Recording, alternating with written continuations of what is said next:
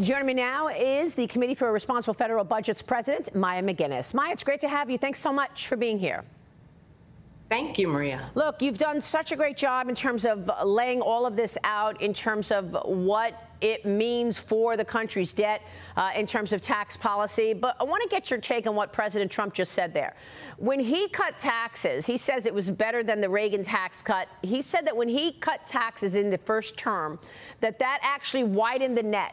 It was more people that were paying less fraud, and as a result, they actually took in more money with lower taxes than not. How do you see it?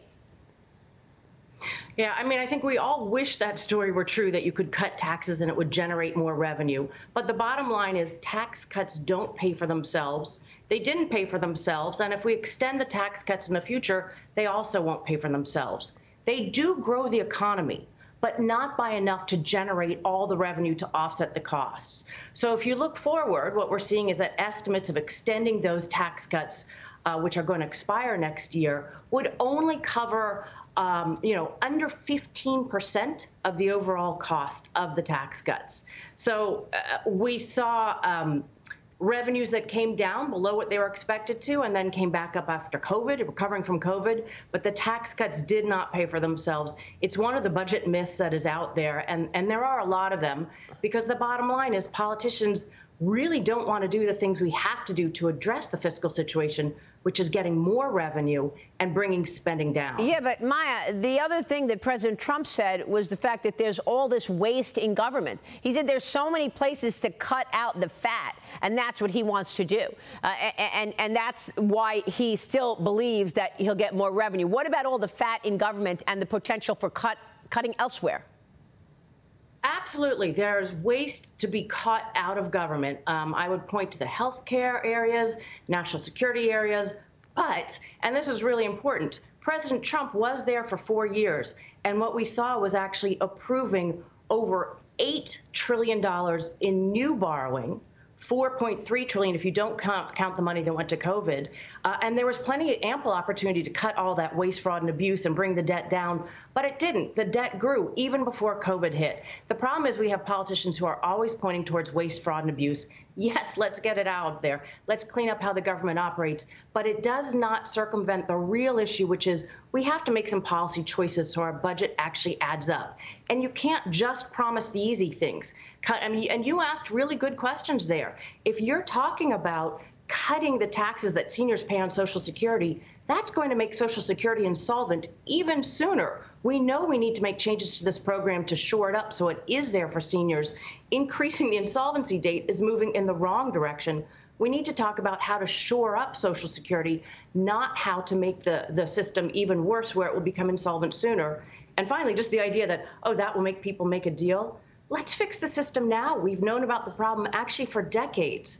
The deal that we should make is let's be honest with seniors and voters. We need to strengthen Social Security, and promises not to do so make the people who depend on the program much more vulnerable. And you have politicians on both sides making those promises, and they're not wise. Well, we don't have any promises or any lead from the Harris team. I mean, you write this piece titled "The Galling Mistake That Led the U.S. to Its Current Debt Problem," writing, there are certain signs of fiscal mismanagement by government that no country should ignore. Running up the debt when there is no good reason, allowing interest payments to squeeze out other parts of the budget, promising to provide benefits in the future with no plan to how to fund them. We know what President Trump is focused on. He wants to tap into the energy sector for growth. He's also focused on extending those tax cuts, battling inflation, bringing down the cost of energy. We don't know what Kamala Harris will do. She still has not released any economic agenda. We can't use her past positions because she's already flip-flopped, or we think she has.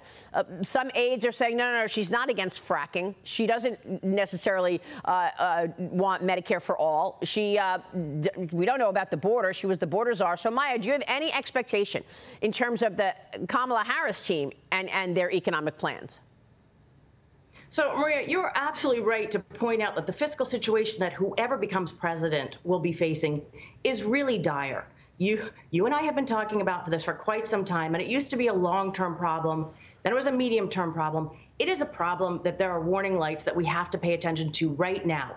When you are spending more on interest payments than you are on national security, which is where we are today, or all spending for children under 18 at the federal level, you know you're in trouble. We are in trouble. So President Trump has talked about things that he would do, both that would make the situation worse. He's also talked about some revenue raisers like tariffs.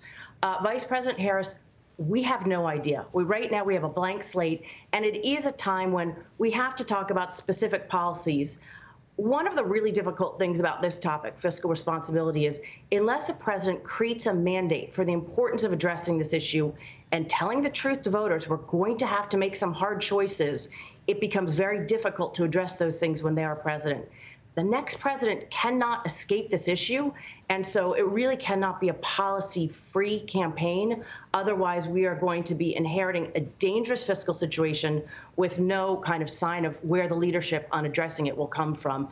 That's what worries me right now. I really hope we'll start talking about specific policies as soon as possible in the campaign, and ones that would make the situation better, not worse. All right, Maya, great to get your take. Thanks so much. Maya MacGuineas joining us this morning. Thank you.